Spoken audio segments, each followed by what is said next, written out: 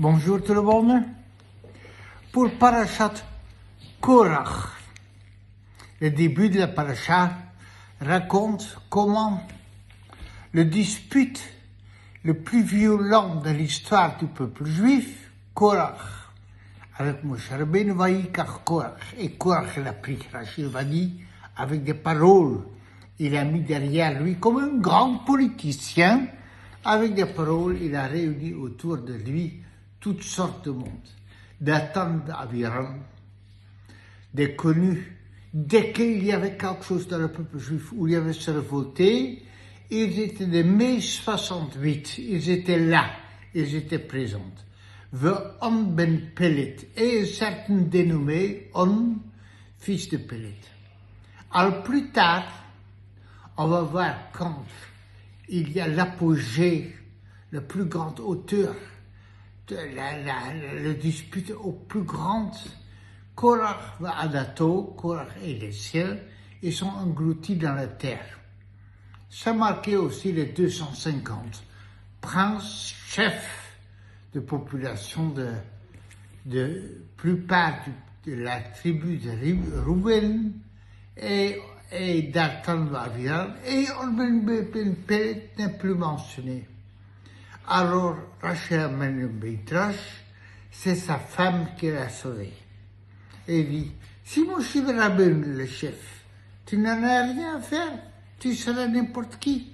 Et si c'est Korach, c'est pareil. Alors de quoi tu te mêles? Pourquoi tu te mets dedans? Et on me pèlerit. Il a écouté sa femme, il s'est retiré, et c'est comme ça qu'il est sauvé de la calamité, de la déchirure où la terre a englouti les hommes. À première vue, l'argument de la femme de Olmen Pelet, dont on ne connaît pas le nom, elle est même trop simple. De quoi tu te mêles? Ou c'est Moshe Rabbeinu, ou c'est Korach, mais de toute façon, tu ne seras pas le chef. L'argument est trop simple. Alors pourquoi est-ce que nos sages, ils en font un grand mérite, une grande histoire de l'argument de la femme de Olmen Pelet? Et la réponse est, les hommes ne sont pas simples.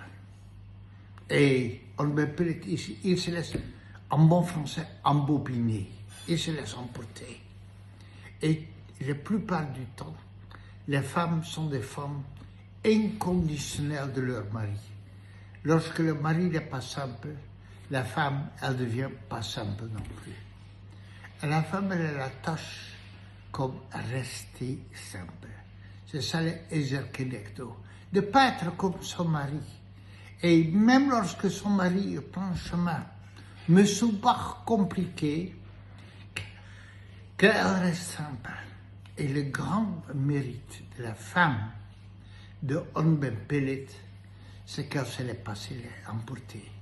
Elle restait femme jusqu'au bout, dans toute la simplicité. Et ce qui a fait que, au plus haut, au plus chaud de l'argument, elle avançait un argument qui est presque trop naïf, qui n'a presque pas de sens. Et Olmen Pelet a le mérite d'écouter la pleine simplicité de la femme. Et son mérite à elle était de rester simple.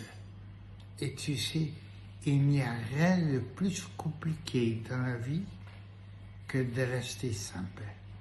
Et cette femme est restée simple. Je vous remercie de m'avoir écouté. J'espère que les hommes ne sont pas désolés. Parfois, il faut écouter sa femme, surtout quand elle amène des arguments très simples, comme dans le cas de cette paracha. Je vous souhaite un Shabbat Shalom et un Shalom Bayit, évidemment, l'harmonie dans votre foyer et une grande simplicité et la grande bracha dans votre foyer. Shabbat Shalom à tout le monde.